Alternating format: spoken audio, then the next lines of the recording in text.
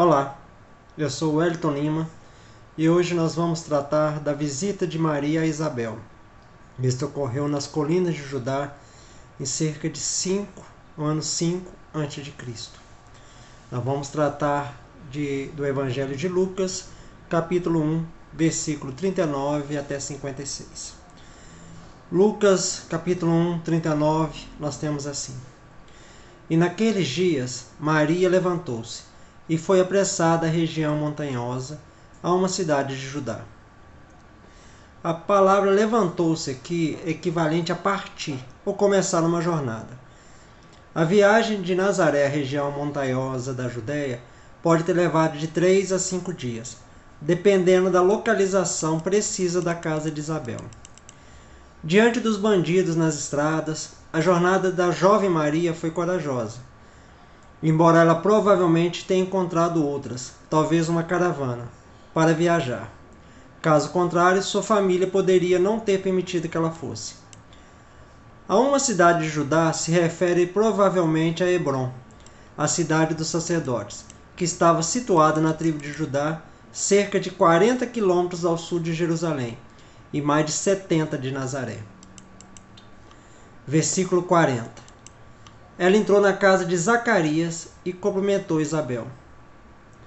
Expressou grande alegria e gratificação ao vê-la e usou os sinais costumeiros de saudação afetuosa. Saudações eram normalmente bênçãos destinadas a conferir paz. Daí a resposta do próximo versículo 41. Versículo 41. E aconteceu que, quando Isabel ouviu o cumprimento de Maria, a criança saltou no seu ventre, e Isabel foi cheia do Espírito Santo. O discurso com que Maria saudou Isabel, dando conta do que o anjo havia dito, a alegria da sua alma afetou tanto seu corpo, que a própria criança em seu ventre foi movida de maneira incomum, como se saltasse de alegria. Como dançar, pular era uma expressão de alegria. A chegada de Maria causou uma reação em João, que estava na barriga de Isabel. O precursor do Messias deu testemunho de Jesus mesmo antes de nascer. Isabel foi cheia do Espírito Santo. Esta parece ter sido a realização da promessa feita pelo anjo, como vimos em Lucas capítulo 1, versículo 15. Ele será cheio do Espírito Santo, já desde o ventre da sua mãe.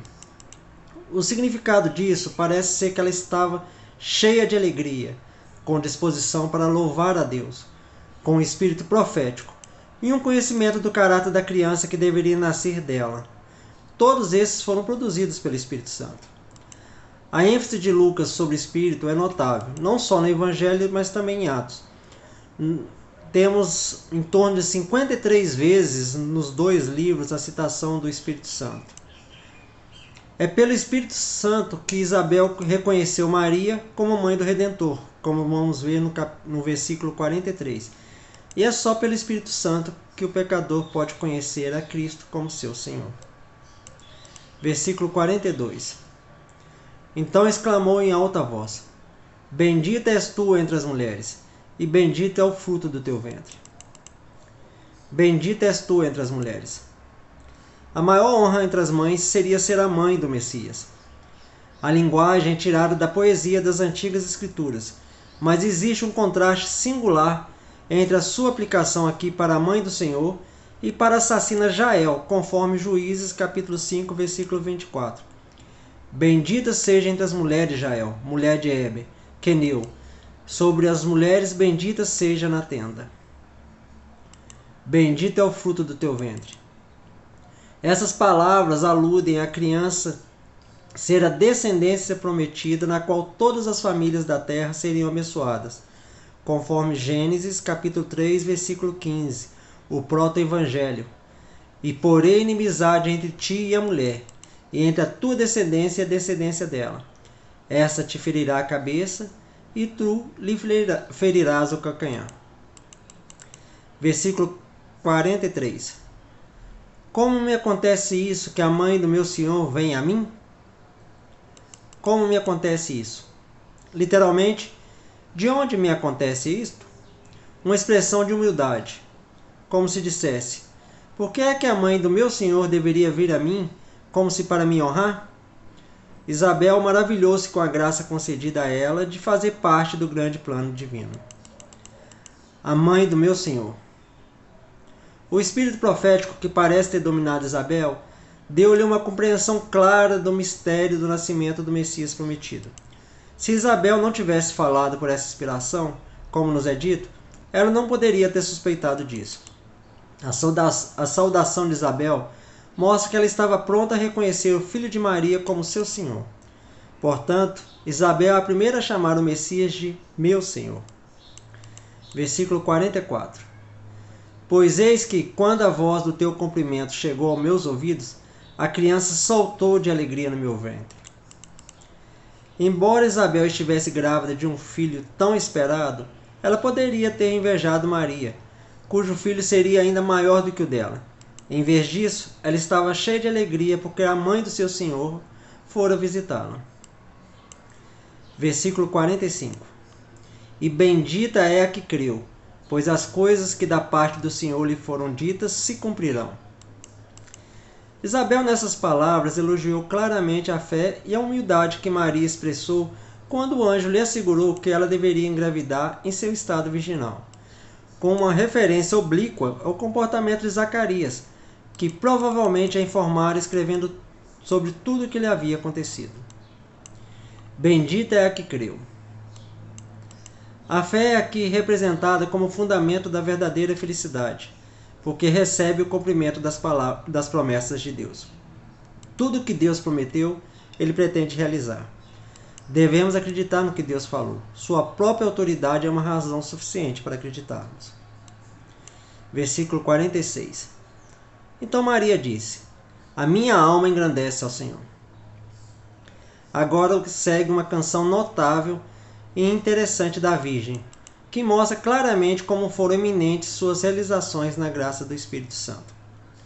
Existem 3 cláusulas nessa música. Primeiro, Maria oferece solene ação de graças pela misericórdia de Deus que ela experimentou em sua própria pessoa. Em seguida, ela celebra em termos gerais o poder e os julgamentos de Deus. Por último, ela aplica isso ao assunto em questão, tratando da redenção anteriormente prometida e agora concedida à Igreja. Maria, tendo ouvido Isabel, também foi preenchida com o Espírito Santo, de modo que, sendo inspirada, expressava o sentido mais profundo da sua própria indignidade e da infinita bondade de Deus, ao escolhê-la para a alta honra de ser a mãe do Messias. Então ela fez este hino que, embora proferido de improviso, é notável pela beleza de seu estilo, a sublimidade de seus sentimentos e o espírito de piedade que perpassa o todo. É uma prova de quão familiar Maria estava nos livros do Antigo Testamento, pois a maior parte das expressões desse hino é emprestada, especialmente da canção de Ana, na qual há muitas passagens notavelmente adequadas ao seu próprio caso, como podemos ver, por exemplo, em 1 Samuel, capítulo 2, versículo 1. E Ana orou e disse: meu coração se regozija no Senhor, meu poder é exaltado no Senhor. Minha boca fala triunfantemente sobre meus inimigos, porquanto me alegrei em tua salvação. Minha alma engrandece ao Senhor. Celebrar com palavras, exaltar com elogios. Essa é a única maneira pela qual Deus pode ser magnificado ou engrandecido, pois, estritamente falando, nada pode ser acrescentado a Deus, pois Ele é infinito e eterno. Portanto, o modo de magnificá-lo é mostrar e celebrar aqueles atos nas quais Ele manifestou sua grandeza. Os versículos de 46 a 56 são chamados o Magnificar, que tem origem na primeira palavra da tradução latina, a Vulgata. A canção de Maria tem sido frequentemente usada como base para música coral e hinos. Como Ana, a mãe de Samuel, Maria glorificou a Deus com uma canção pelo que Ele faria pelo mundo por meio dela. Versículo 47. E o meu espírito se alegra em Deus, meu Salvador. Maria parece voltar seus pensamentos para o próprio Cristo, que nasceria dela, pois, como o anjo lhe havia dito, ele deveria ser o Filho do Altíssimo, cujo nome deveria ser Jesus, o Salvador. O meu espírito se alegra, exultou. Essas palavras são incomumente enfáticas, mostram que toda a alma de Maria estava cheia da influência divina e envolvida em Deus. Maria, dizendo que sua alma engrandecia ou magnificava o Senhor e que seu espírito se alegrava em Deus, pretendia declarar que ela exercia o máximo vigor de todas as suas faculdades ao estabelecer as perfeições de Deus. Meu Salvador. Maria não era sem pecado. Ela reconhecia a necessidade de um Salvador. Versículo 48. Porque ele observou a humilde condição da sua serva. Pois eis que desde agora todas as gerações me chamarão bendita. Ele observou a humilde condição de sua serva. Literalmente, Deus olhou para a condição baixa ou humilde da tua serva. Isto é, apesar da sua humilde posição e pobreza, Deus mostrou seu favor para com ela. Serva, literalmente uma escrava. O Antigo Testamento falou daqueles que obedeciam a Deus, especialmente os profetas, como servos ou escravos de Deus. Também enfatizou que Deus exulta os humildes e revela a importância que a cultura antiga atribuía à honra e ao nome que perdura após a morte. Me chamarão bendita, ou bem-aventurada, como se dissesse, me tomarão como altamente favorecida ou feliz em ser a mãe do Messias. Maria deixou de ser uma pobre e desconhecida moça hebreia para se tornar a descendente de Eva mais honrada da história mundial. Versículo 49. Pois o poderoso me fez grandes coisas, e santo é o seu nome. O poderoso, Deus. Essa expressão realça que Deus é aquele que protege seus filhos e luta por eles. Me fez grandes coisas. Como se Maria dissesse, me deu grandes favores e distintas misericórdias. Sem dúvida, Maria tinha agora em seus pensamentos a concepção milagrosa do Messias. E santo é o seu nome. Essa é uma expressão desejando outorgar a Deus toda a honra e louvor. Essa é a segunda parte da música, na qual Maria celebra em termos gerais o poder, os julgamentos e a misericórdia de Deus. Essa parte não deve ser vista como continuação da anterior, mas deve ser lida separadamente. Maria havia exaltado a graça de Deus que ela havia experimentado em sua própria pessoa. Por isso, ela aproveita a ocasião para exclamar, santo é o seu nome, e sua misericórdia perdura por todas as gerações. O nome de Deus é chamado de santo porque tem o direito de ter a mais alta reverência. E sempre que o nome de Deus é mencionado, deve imediatamente nos lembrar da sua adorável majestade. Versículo 50. E a sua misericórdia é de geração em geração sobre os que o temem. Sua misericórdia. Favor mostrado aos miseráveis e aos culpados. De geração a geração. De uma era para outra. Significa que a misericórdia de Deus irá descer sobre os filhos dos filhos daquele que o teme e guarda os seus mandamentos. Ao fazer essa observação, Maria insinuou modestamente que ela imputava a grande honra que lhe fora prestada, não a nenhuma piedade própria, mas a piedade de seus ancestrais, Abraão e Davi, que Deus assim recompensou em sua última posteridade. Que o temem, que o reverenciam e o honram. Um tipo de medo é o que um servo tem de um mestre cruel, ou que um homem tem de um precipício, da peste ou da morte. Este não é o temer que devemos ter para com Deus. É o temer que uma criança obediente tem de um pai bondoso e virtuoso. O medo de ferir seus sentimentos, de desonrá-lo pela nossa vida, de fazer qualquer coisa que ele desaprovasse. É sobre aqueles que têm tanto temor de Deus que sua misericórdia desce. Este é o temor do Senhor, que é o princípio da sabedoria. Versículo 51. Com seu braço manifestou poder, dispersou os soberbos no pensamento dos seus corações. Estes próximos versículos demonstram uma reversão no final dos tempos, quando aqueles que abusaram do poder serão julgados e os que sofreram perseguição serão exaltados. Embora seja usado o tempo verbal passado, os versículos vislumbram o futuro, visto que eles carregam os princípios pelos quais Deus age e são expressos com a certeza de um evento passado. Maria olhava adiante para o dia em que o povo de Deus não seria mais oprimido, mas sim abençoado por Deus. Com seu braço. Essa expressão descreve de forma figurada a ação e o poder de Deus como salvador do seu povo. A eficácia de Deus é representada por seu dedo, seu grande poder por sua mão, e sua onipotência por seu braço. Manifestou poder, isto é, mostrou a grandeza suprema do seu poder. Ela fala profeticamente daquelas coisas como já feitas, que Deus estava prestes a fazer pelo Messias. Dispersou, espalhou para o exterior, como um redemoinho espalha poeira e palha. Os soberbos, ou orgulhosos altivos, homens arrogantes que desejam ser notados em preferência a todos os outros e sentem desprezo soberano por todos, menos por eles mesmos. No pensamento de seus corações. Enquanto eles estão formando seus projetos insolentes, orgulhosos e opressivos, o redemoinho do desprazer de Deus sopra, e eles e suas maquinações são dissipados juntos. Versículo 52. Derrubou os poderosos dos tronos e elevou os humildes. O princípio de que Deus exalta os humildes e derruba os orgulhosos era comum no Antigo Testamento. Isso provavelmente tem referência ao caso de seu ancestral Davi. Maria estava celebrando as misericórdias de Deus para si mesma, para sua família e, claro, para seus ancestrais. Era natural fazer referência a esse grande acontecimento em sua história, quando Saul foi vencido em batalha e quando Davi, um humilde pastor, foi tirado do aprisco e colocado no trono. E como Maria falou profeticamente, essa declaração também pode iludir a destruição do reino de Satanás e seus aliados, e a prevalência final do reino de Cristo. Versículo 53. Encheu de bens aos famintos e despediu vazios os ricos.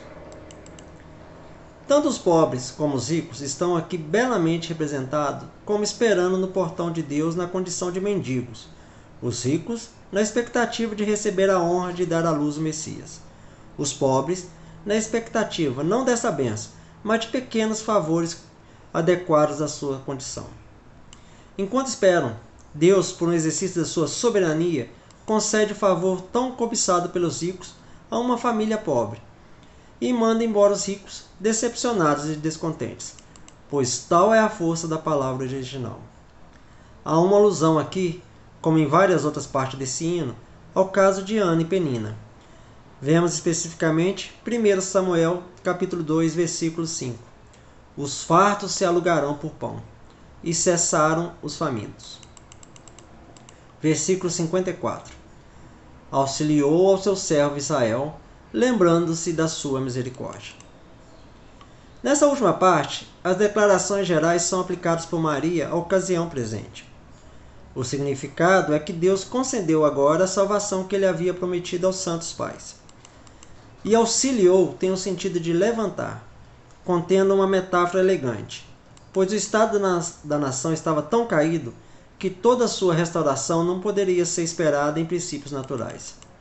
E então Deus é dito ter levantado Israel, porque ele estendeu a mão, e o levantou quando estava deitado prostrado. Israel é chamado como servo de Deus porque foi recebido na família de Deus. Israel desempenhou um papel especial no serviço e na revelação do Messias. Maria vê o dia em que Israel será liberto, e ele poderá concluir sua incumbência. Versículo 55. Como falou aos nossos ancestrais, a Abraão e a sua descendência para sempre. Isso é, Deus tem lidado misericordiosamente com os filhos de Israel, conforme prometeu a Abraão, Isaque e Jacó. A promessa particularmente aqui referida é a do Messias que estava prestes a ser cumprida. Mas não há dúvida de que também foram incluídas as promessas de todas as outras misericórdias que haviam sido conferidas aos filhos de Israel. As ações de Deus na vida de Maria foram baseadas nos compromissos que Deus fez séculos antes. Deus manterá sua promessa. Por isso Maria pôde ser tão confiante. O nascimento de Cristo cumpriu a promessa. E Maria entendeu isso. Ela não ficou surpresa quando seu filho especial finalmente anunciou que era o Messias. Ela conhecia a missão de Jesus antes de seu nascimento. Versículo 56. Maria esteve com ela por quase 3 meses, então voltou para sua casa. Como viajar é difícil, longas visitas eram o costume. Maria deve ter ajudado muito Isabel, que vivia o desconforto de uma primeira gravidez na velhice. Segundo alguns comentaristas, a partida de Maria deve ter sido apenas alguns dias antes do nascimento de João. Já se passaram 9 meses desde a concepção de Isabel. Outros sugerem que Maria esteve presente por tempo suficiente para ver o nascimento de João. Assim, não se sabe se isso aconteceu antes ou depois do nascimento de João, mas provavelmente foi depois, pois é provável que ela não tivesse outro motivo para ficar tanto tempo, senão para apreciar a exibição da graça divina que lhe foi sugerida pelo anjo para a confirmação da sua fé. Até o próximo, quando vamos tratar agora do nascimento, infância e propósito para o futuro de João Batista. Até lá!